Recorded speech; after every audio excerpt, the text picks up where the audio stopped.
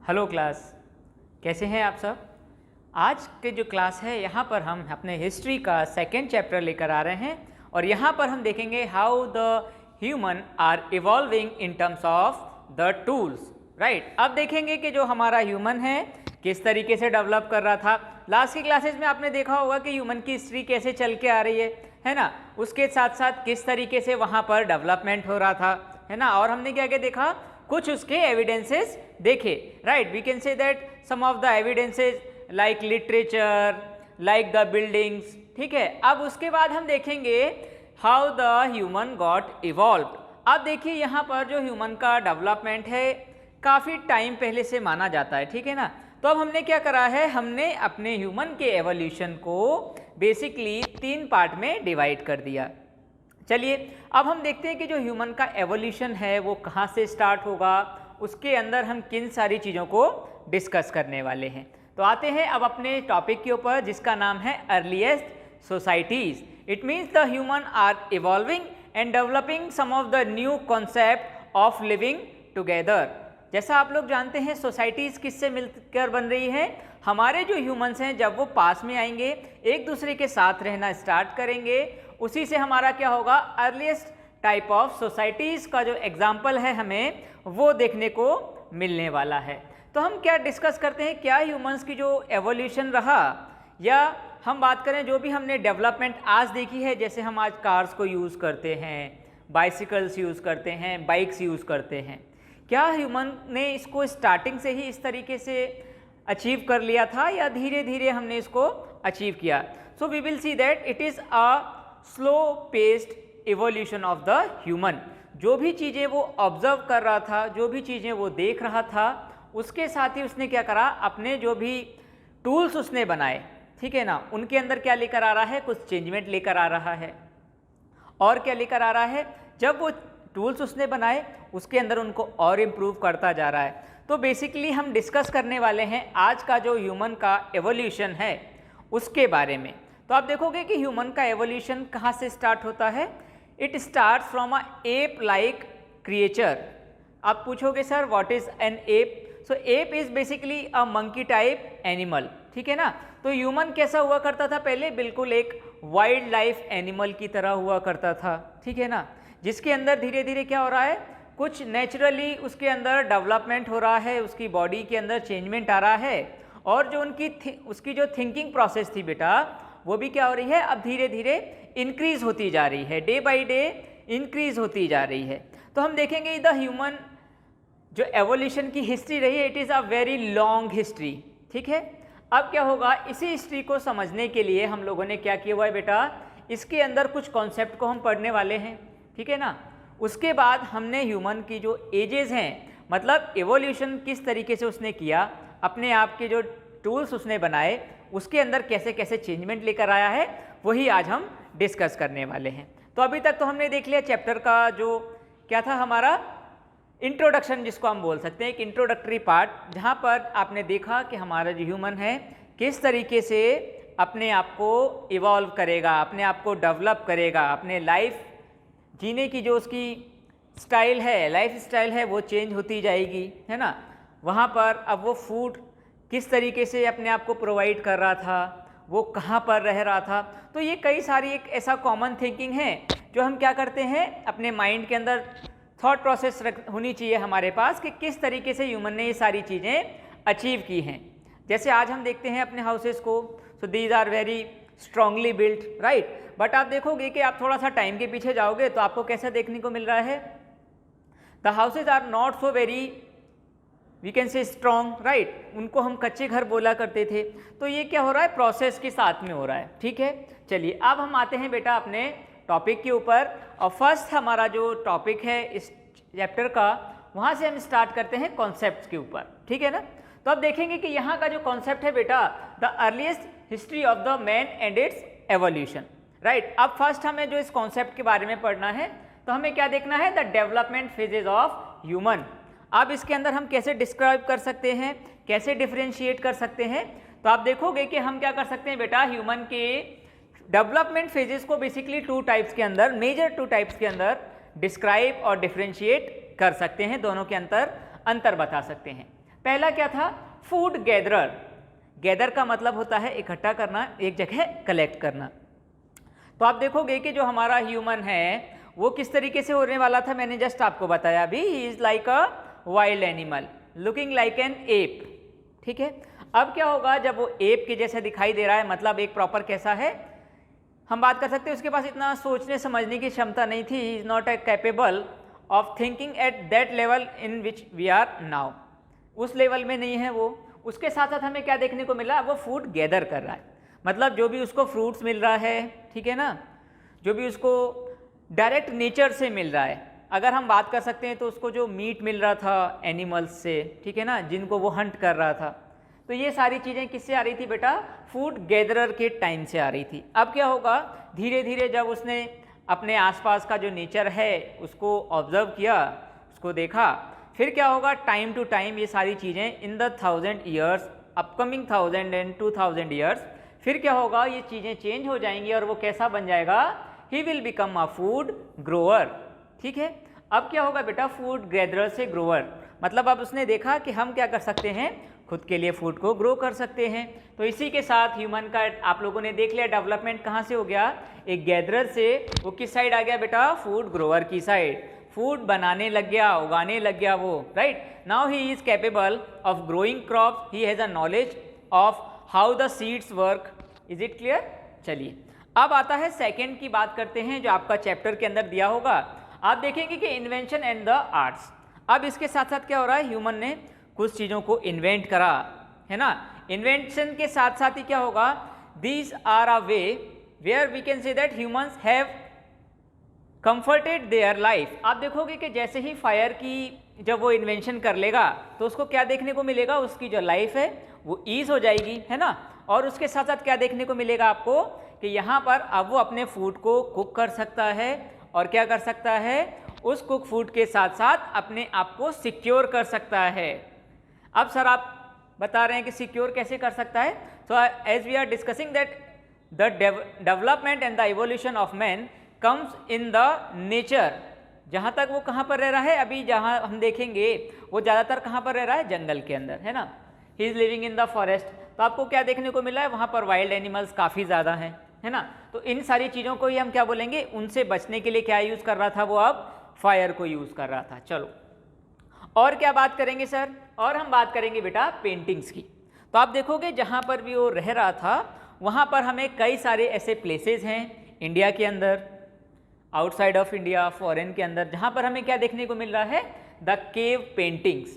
केव basically बेटा एक ऐसी जगह जहाँ पर ह्यूमंस के सबसे पहले रेजिडेंसी होने के, जहाँ पर वो रहने के उसके हमको क्या बोल सकते हैं, एविडेंसेस मिले हुए हैं, उसके अकॉर्डिंग हम क्या बोल सकते हैं, वहाँ पर उसने पेंटिंग्स बनाना स्टार्ट कर दिया।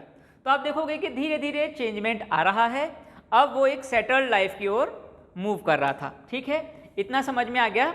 चलिए अगर यहाँ तक क्लियर है, फिर हम आते हैं बेटा नेक्स्ट टॉपिक के ऊपर, जिसका नाम है अर्ली ह्यूमन एज। आप देखोगे तो ह्यूमन की लाइफ को अगर हम बात करें तो 3 मेजर एजेस के अंदर, 3 डिफरेंट टाइम फ्रेम्स के अंदर क्या किया जा सकता है, इसको बताया जा सकता है। फर्स्ट आता है पैलियोलिथिक एज।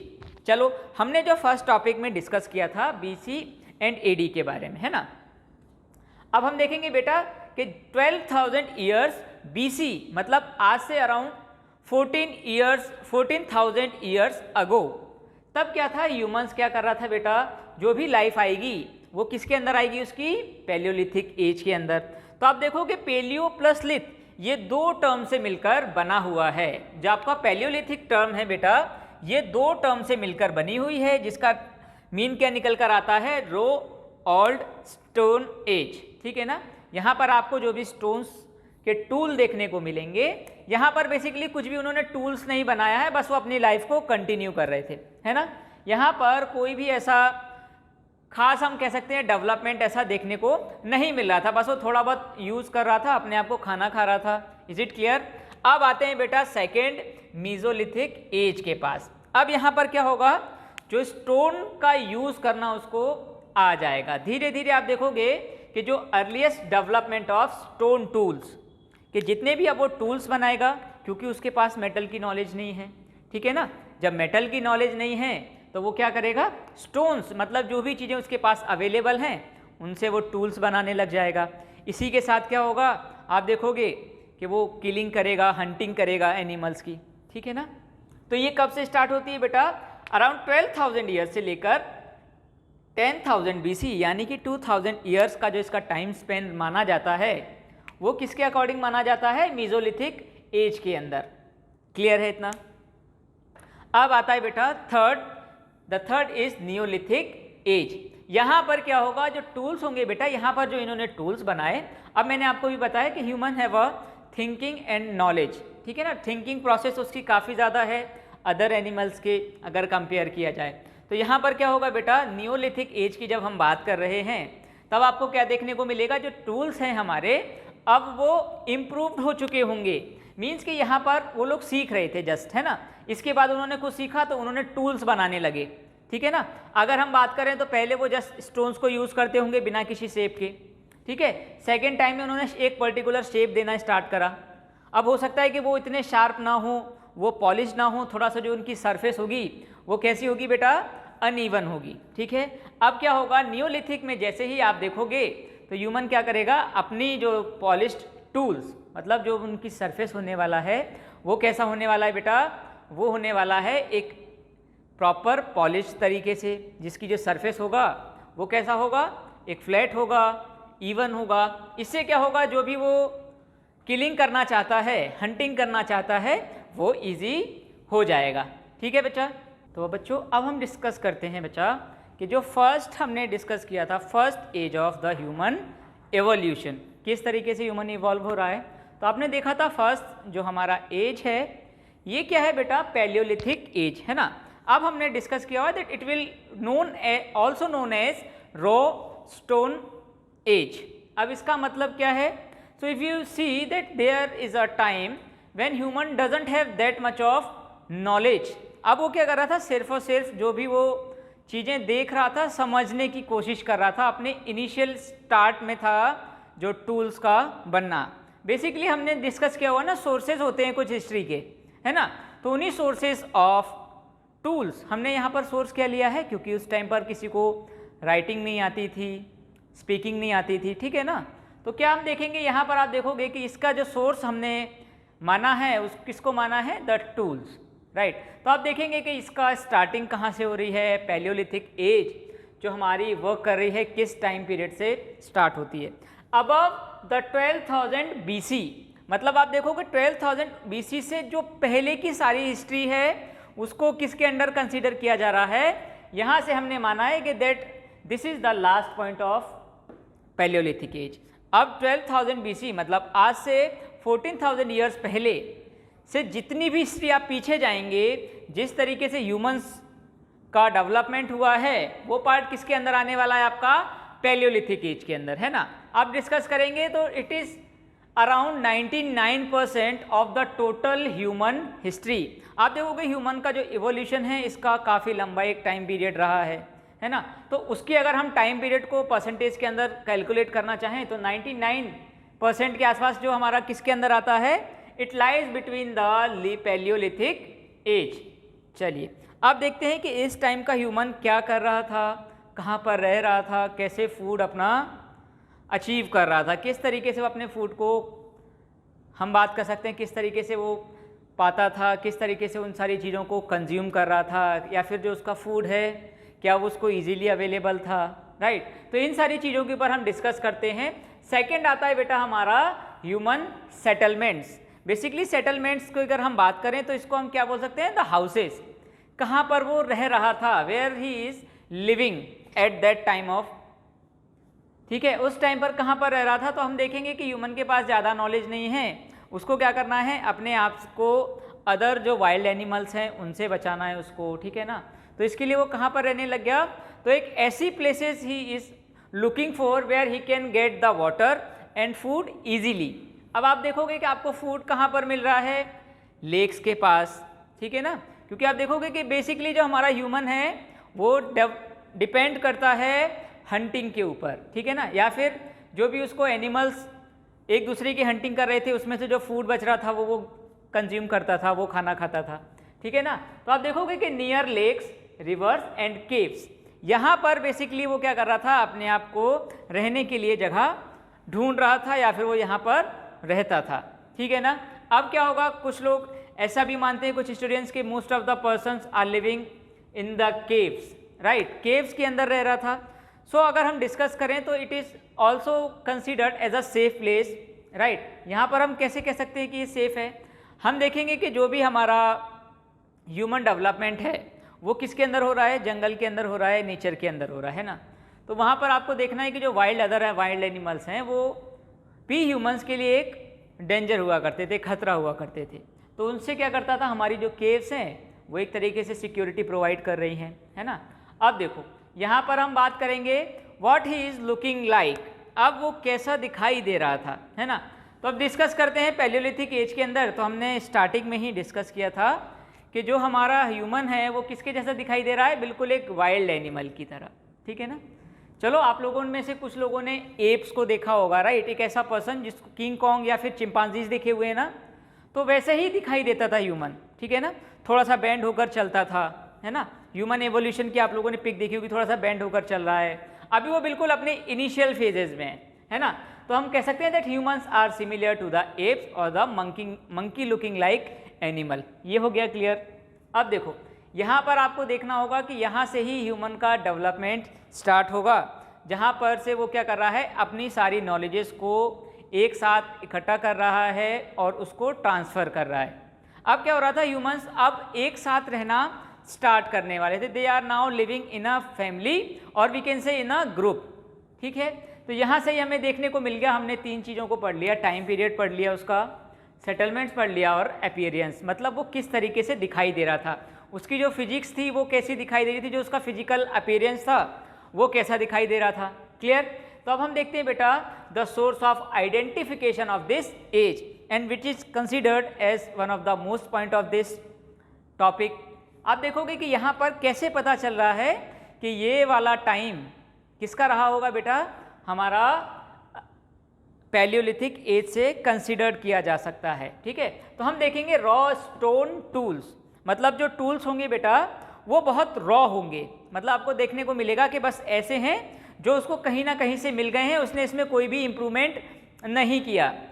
आप देखोगे कि जो रॉक्स आप नॉर्मल आप देखोगे अपने आसपास, तो आपको कई सारे से पीस ऑफ स्टोन्स देखने को मिल जाते हैं जो थोड़े से शार्प होते हैं, है ना। तो वो क्या कर रहा था ह्यूमन, बस बेसिकली उन्हीं टूल्स को यूज़ कर रहा था, ठीक है ना। हो सकता है कि थोड़ा बहुत उसने इसमें चेंजमेंट किया हो, बट ऐसा कोई खास सिग्निफिकेंट हम इसको नहीं बोल सकते कि ये पर्टिकुलर इस टाइम से बिलोंग करता है। तो इसका मतलब क्या हो गया, जिस भी टाइम के अंदर हमें रॉ स्टोन टूल्स देखने को मिल रहे हैं, मतलब उनके अंदर कोई ज़्यादा चेंजमेंट नहीं देखने को मिल रहा है हमें, तो हम क्या कह सकते हैं that this belong from the palaeolithic age. अब इसके अंदर कई सारे टूल्स भी आपको देखने को मिल सकते हैं, जैसे कि उनको एक ऐसा शेप भी मिला है, कई सारे जो आर्कियोलॉजिस्ट हैं, मतलब जो आर्कियोलॉजी के अंदर डिस्कस करते हैं, तो हम देखते हैं कि यहाँ पर एक्स के शेप का, जो कुल्हाड़ी बोलते हैं जिसको, ठीक है ना, उसके शेप का भी मिला है। तो ये कई सारी चीज़ें आपको देखने को मिल रही हैं इस एज के अंदर, ठीक है ना। अब देखो एक टॉपिक और आता है, जैसे हमने डिस्कस किया that the humans are living in a societies. अब सोसाइटीज उस टाइम पे तो थी नहीं, है ना ही कोई ऐसा बिलीफ्स है उनके पास जो उनको एक साथ बांध के रखे। फिर धीरे धीरे ह्यूमन ने देखा कि अगर हम एक साथ रहेंगे so we can feel secure and safe from the wild animals, ठीक है ना। तो हम देखते हैं कि यहाँ पर अब वो क्या करेगा बेटा, फैमिलीज और ग्रुप्स बनाने लग जाएगा, ठीक है ना। अब जो फैमिलीज एंड ग्रुप्स वो बना रहा है, so it is providing them a particular security from the wild animals. Wild animal से सिक्योरिटी मिल रही है उसको, और क्या मिल रहा है बेटा, यहाँ पर अब धीरे धीरे उसके जो बिलीव्स हैं, कुछ उनकी मान्यताएं हैं, कुछ रिचुअल्स उनके स्टार्ट होने लग जाएंगे, ठीक है ना। आप देखोगे कि हर फैमिलीज़ के अंदर क्या होता है, कुछ ना कुछ अपने बिलीव्स होते हैं। तो ऐसे ही क्या था, हमारा जो अर्लीस्ट ह्यूमंस थे, इनकी जो फैमिलीज़ वो ग्रुप्स बनाकर रह रहा था, उनके अंदर भी कुछ बिलीव्स डेवलप होना स्टार्ट हो जाएगा, ठीक है। अब आप देखोगे ये बिलीव्स क्या क्या था, that all the natural phenomenas like lightning and thunder, के मतलब जितना भी तूफान आ रहा है, जो हवाएं चल रही हैं, रेनफॉल हो रहा है, लाइटनिंग मतलब जो बिजली कड़क रही है, right. So this all are considered as the act of God. अब क्योंकि उसके पास इतना नॉलेज ही नहीं है कि वो अपने आप को सोच सके कि इसके पीछे क्या रीज़न हो सकता था, ठीक है ना। चलिए यहाँ तक क्लियर हो गया। Lightning and all the natural activities are considered as a act of God, ठीक है। अब क्या आएगा बेटा, वर्शिपिंग ऑफ एंसेस्टर्स। मतलब अब ये क्या कर रहा था बेटा, अब वो अपने जो ह्यूमंस के साथ रहने वाले जो लोग थे, जो भी उनके पर्सन जिनकी डेथ हो जा रही थी, जिनको हम एंसेस्टर्स के नाम से जानते हैं, पूर्वज, ठीक है ना। तो ये क्या कर रहा था, उनकी पूजा करने लगा था, right. They are worshipping their own ancestors. यहाँ पर आपको क्या देखने को मिल रहा है कि आज भी हम देखते हैं जो हमारा इंडियंस है वहाँ पर क्या किया जाता है, अपने एंसेस्टर्स, अपने पूर्वजों का क्या किया जाता है बेटा, पूजा की जाती है, उनको काफ़ी ज़्यादा रिस्पेक्ट प्रोवाइड की जाती है, राइट। तो बेसिकली ये लोग भी क्या कर रहे थे, इनका ऐसा मानना था that the person who is now dead is going to the God. यहाँ तक क्लियर है। तो यहाँ पर आपको देखने को मिलेगा कि जो एंसेस्टर्स थे, उनके जो पूर्वज हुआ करते थे, वो क्या कर रहा था, उनकी पूजा कर रहा था, लोगों के साथ में रह रहा था, खुद के कुछ बिलीव्स डेवलप कर रहा था। क्लियर है बेटा। तो ये रहा आपका पैलियोलिथिक एज। यहाँ पर अब आपका ये टॉपिक कंप्लीट होता है, ठीक है बच्चा।